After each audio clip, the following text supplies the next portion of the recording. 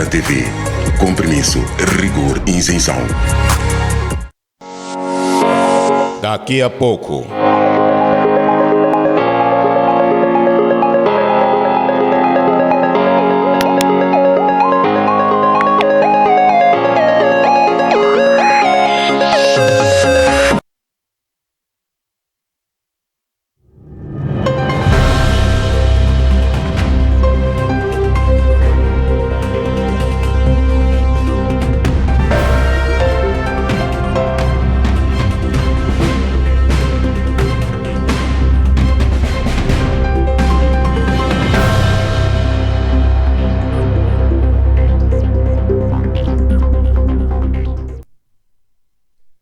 Ora viva, muito boa noite, bem-vindo ao Jornal da Nova. Entretanto, o essencial da informação é para já ser transmitida, mas antes acompanhe o comportamento cambial.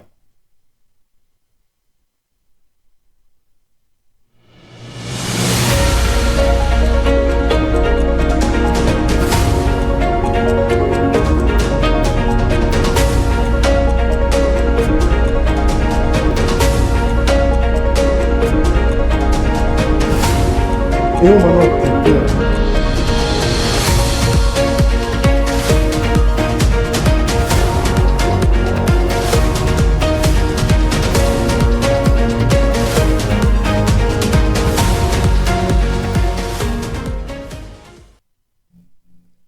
Em uma nota que também será transmitida e acompanhada nos nossos próximos blocos noticiosos, dá contas de que o país assiste um eclipse total de Lua, hoje visivelmente em todas as regiões e em todas as suas fases.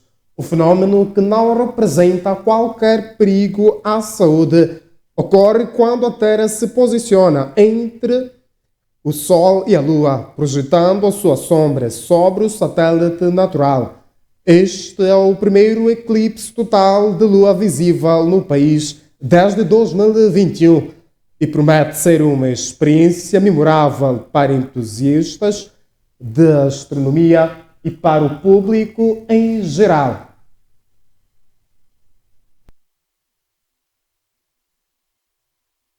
Que também será atualizada nos nossos próximos blocos noticiosos de forma bem detalhada, enquanto o público aguarda e acompanha.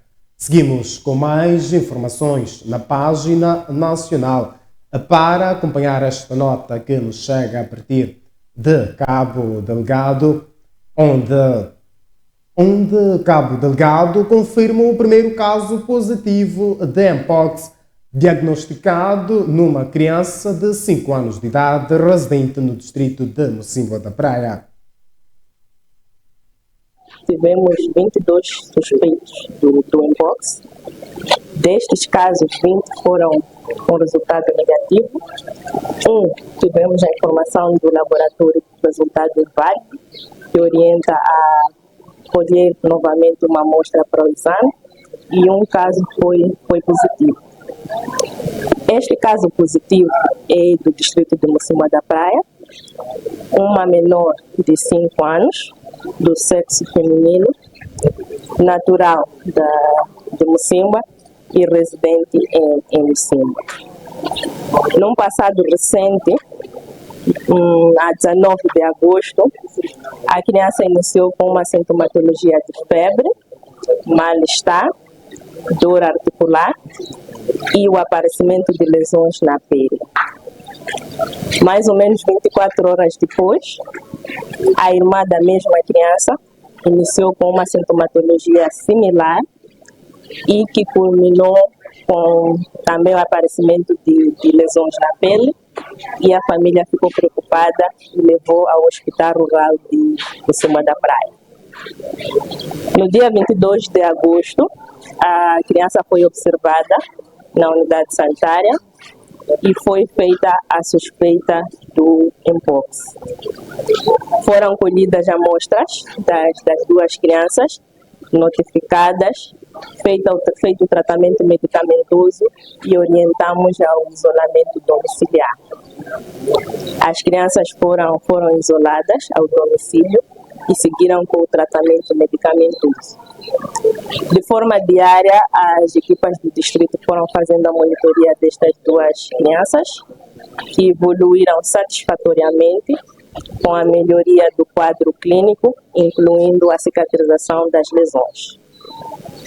No dia 1 de setembro, tivemos a confirmação laboratorial de uma das crianças sendo positiva para o Mpox.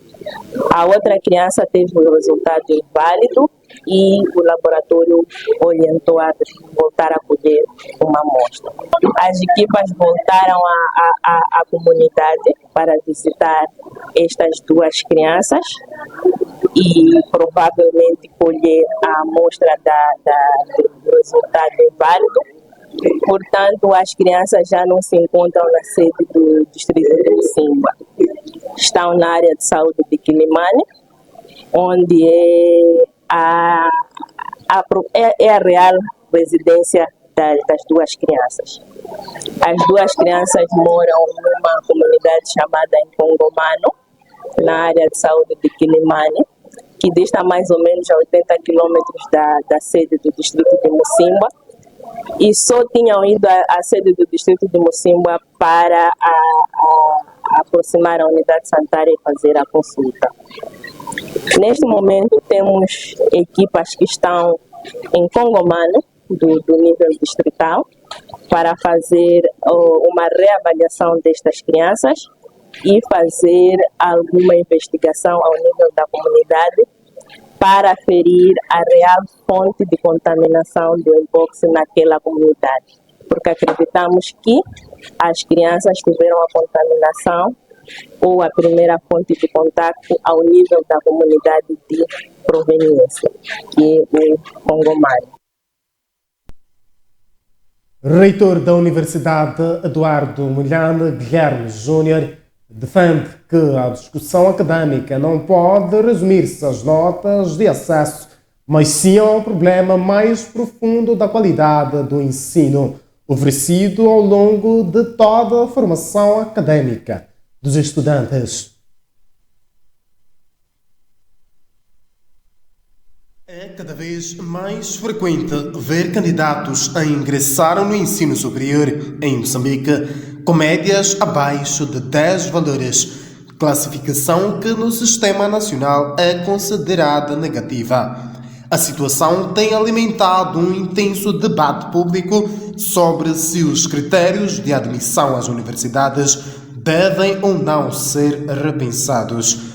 O académico que falava em Inhambane, momentos após presidir a cerimônia de graduação de mais de uma centena de licenciados em diferentes cursos ligados à agricultura na Escola Superior de Desenvolvimento Rural da UEN, foi claro ao defender que a nota de admissão não pode por si só ser usado como instrumento de avaliação da qualidade do estudante universitário. Segundo disse, é fundamental atacar as causas estruturais que estão na origem das notas baixas, começando pelo fortalecimento do ensino primário. No entanto, o reitor explicou que a realidade é diferente devido ao número limitado de vagas disponíveis. Usou como exemplo a Universidade Eduardo Mondlane, que todos os anos recebe acima de 25 mil candidatos para pouco mais de 5 mil vagas. Por exemplo, a Universidade Eduardo Mondlane tem acima de 25 mil candidatos por ano para perto de 5 mil vagas, um pouco menos do que isto. Para podermos selecionar os melhores, fizemos a aplicação do exame de admissão para selecionar. Ora, se nós estamos a selecionar aqueles que achamos que têm condições para entrar, para deixar de lado aqueles que supostamente, mesmo tendo condições, estão abaixo dos que, portanto, foram admitidos, então estamos a dizer que esses estão preparados. A nota em si provavelmente não define a qualidade da sua preparação, define a sua superioridade em relação aos demais, que em princípio também deviam estar em condições de ir à universidade. O reitor foi ainda mais longe, sustentando que a discussão em torno das médias na entrada deve ser substituída por um debate mais sério sobre a qualidade do ensino no país. O que eu penso é que devemos melhorar a nossa qualidade de ensino, desde tanto o ensino primário, para que depois, mais tarde, não discutamos uma nota que é apenas um critério de seleção para o ingresso à universidade, que não é ela que define a qualidade que o estudante traz, porque em princípio já está preparado para ir à universidade. E como pode imaginar, se não entra na Universidade de Eduardo Mondlane ou na universidade onde faz o exame de admissão, vai a uma outra universidade privada e não faz o exame de admissão.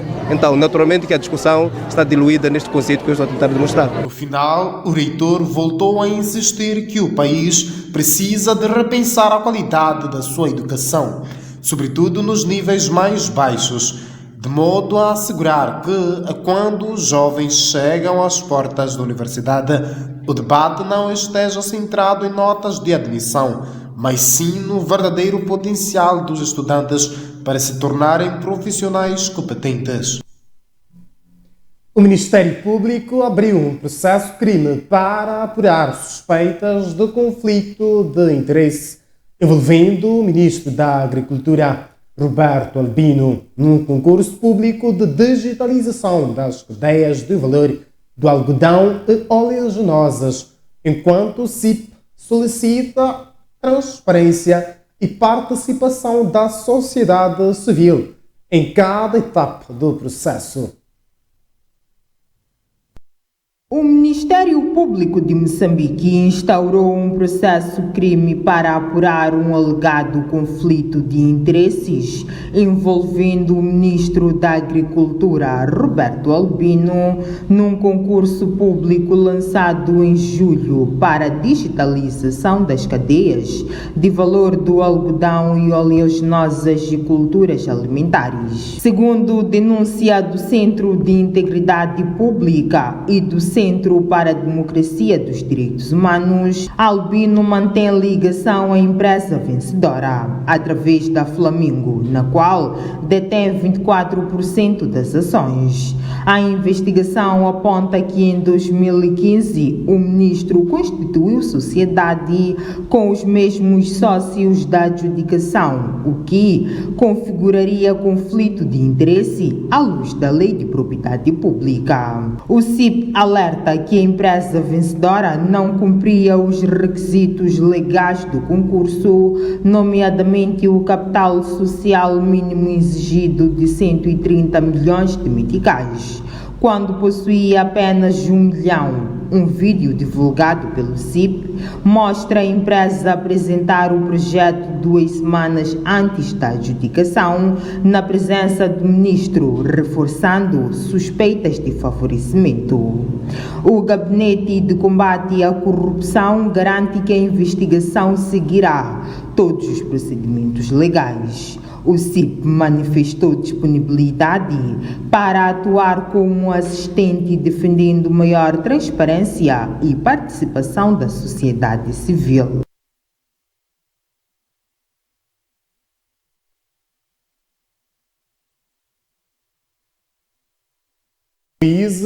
Esmeraldo Matavel responde às críticas sobre a sua visita a Israel. Ele defende que a missão teve caráter técnico e jurídico, sem tomar partido e como uma instabilidade que causa abusos no país.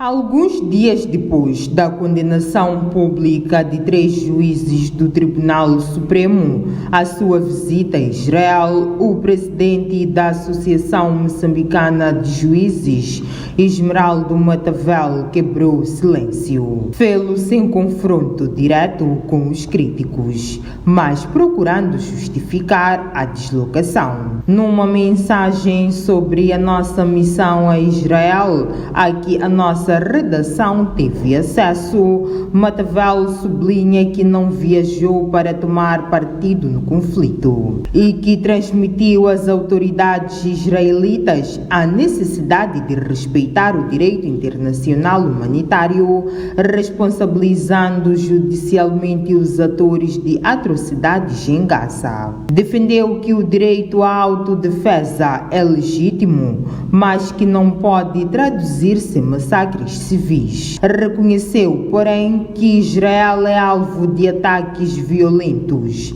incluindo raptos e abusos sexuais, e que durante a estadia também a delegação africana foi obrigada a procurar abrigo. O magistrado salientou que a mesma lógica de responsabilização exigida em Moçambique deve aplicar-se a Israel. Reforçou que a Associação Moçambicana de Juízes continuará a colocar-se ao lado de qualquer povo vítima de violação de direitos humanos. Glória Nobre Chiri, assessora financeira do partido Anamola, liderado por Venâncio Mondlane, foi libertada ontem depois de 6 meses de prisão. O Ministério Público decidiu não pronunciar a acusada em crimes graves, incluindo a associação criminosa e conspiração contra a segurança do Estado. Glória Nobre Chiri deixou a prisão ontem, após 6 meses de detenção, mediante termo de identidade e residência. Segundo informações do Anamola, partido liderado por Venâncio Mondlane. Em um comunicado nas redes sociais, Mondlane destacou que o Ministério Público decidiu promover a não pronúncia de Chiri em todos os crimes de que estava a ser acusada, nomeadamente associação criminosa, alteração violenta do Estado de Direito e conspiração para crime contra a segurança do Estado. O líder do Anamola sublinhou que, com esta decisão, é garantida sua despronúncia no despacho de pronúncia, agendado para leitura a 15 de setembro de 2025, assegurando a libertação definitiva e o regresso à sua vida em liberdade e paz. O caso volta a colocar em foco alegações de perseguição política em Moçambique, evidenciando tensões entre as autoridades judiciais e atores da oposição. Observadores questionam se detenções prolongadas e acusações graves podem, em alguns casos, ter motivações políticas, apesar da intervenção do Ministério Público em corrigir o processo. O Mpox deixou de ser considerada como uma emergência de saúde pública internacional disse na sexta-feira finda, o chefe da Organização Mundial da Saúde.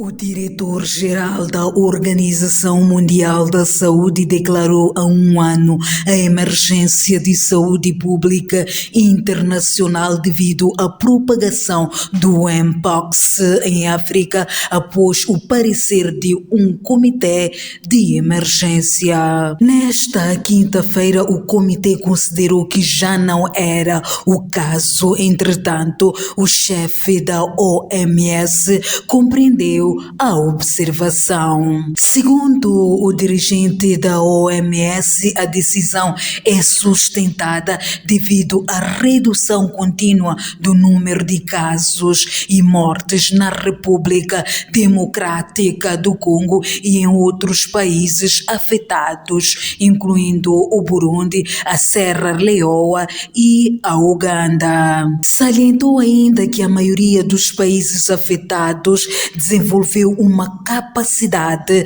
de resposta sustentável. O diretor não deixou, contudo, de avisar que o levantamento do alerta não significa que a ameaça tenha terminado, nem que a resposta vá parar. Nestes últimos dias foi igualmente notificado um primeiro caso suspeito no leste de Guiné-Bissau. Entretanto, após uma análise no laboratório do Senegal, se considerou negativo. Enquanto que Moçambique tem registrado um surto desta doença, com 74 casos confirmados, 38 dos quais já recuperados e nenhum óbito. De referir que o Mpox foi identificada pela primeira vez na República Democrática do Congo em 1970. A doença permaneceu por muito tempo circunscrita a uma dezena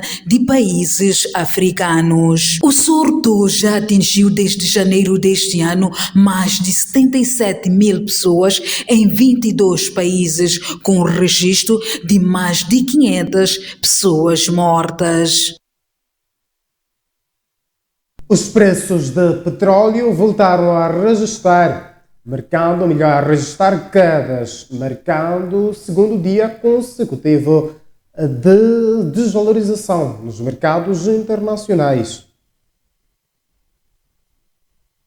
A tendência em baixa está associada à expectativa de que a Organização dos Países Exportadores de Petróleo e aliados decidiram aumentar a produção. No mercado londrino, Brent caiu cerca de 0,7% e está a ser negociado em torno dos $67 o baril para cerca de 871 meticais, enquanto o crude norte-americano recuou para os $63,5, aproximadamente a 826 meticais. Estes níveis representam uma descida de mais de 2% face às cotações atuais. Os preços também foram pressionados por novos dados vindos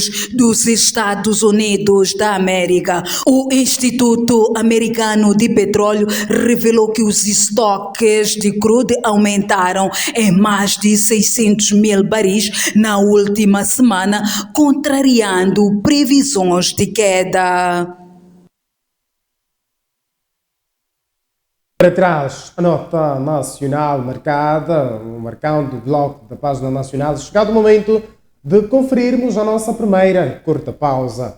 Não cede aí, voltamos já. Mas antes, acompanhe a previsão para o estado de tempo.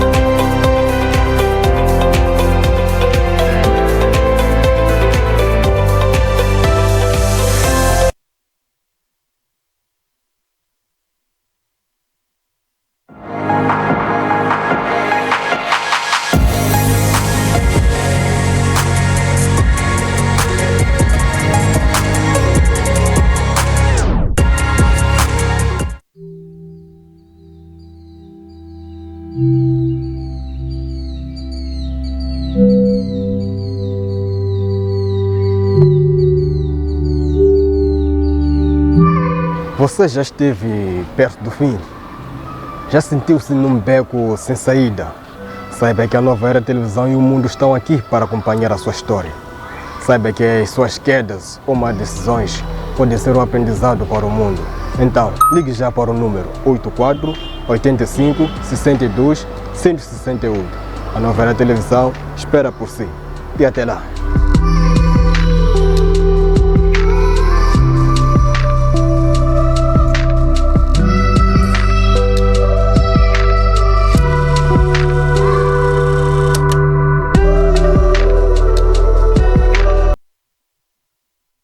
Bem-vindo de volta ao segundo e último bloco do Jornal de Nova. Damos seguimento à transmissão de informações.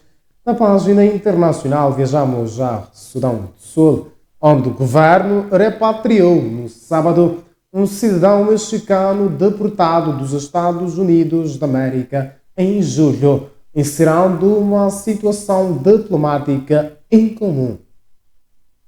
O Ministério das Relações Exteriores do Sudão do Sul anunciou a repatriação de Jesus Munhoz Gutierrez para o México, numa operação conjunta com a Embaixada Mexicana na Etiópia. O mexicano fazia parte de um grupo de 8 pessoas deportadas dos Estados Unidos da América para o país africano em meio à controvérsia política norte-americana de enviar imigrantes para terceiros países.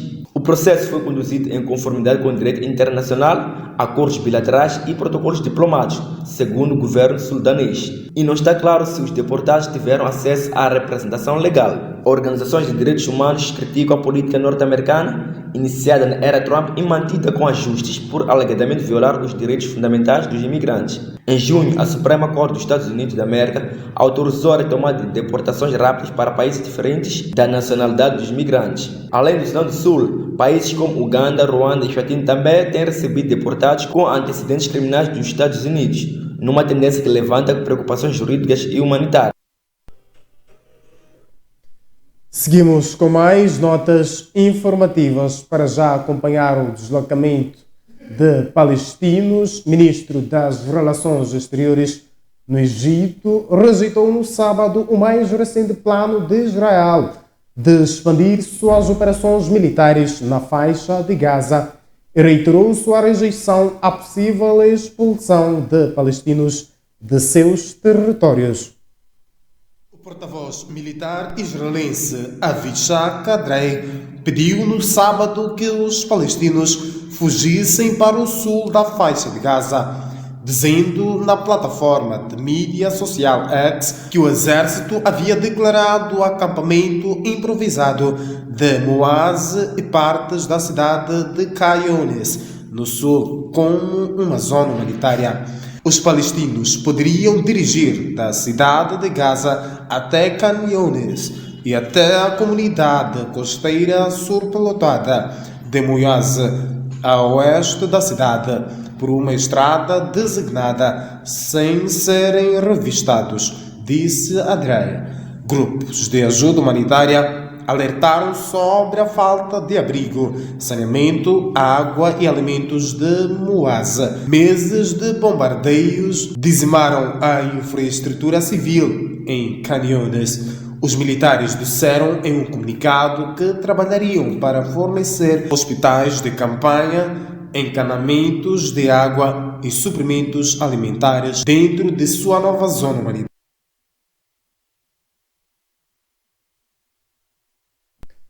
Damos por atualizadas e, consequentemente, encerrada esta edição do Jornal da Nova.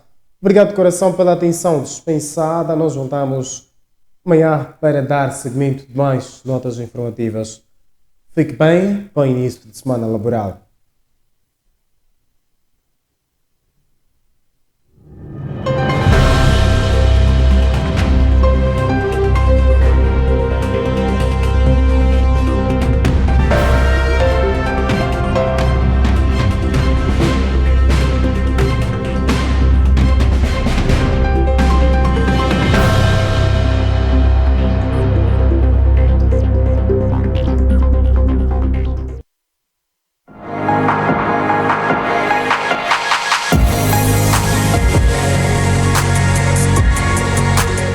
Nova Era TV. Compromisso, rigor e isenção.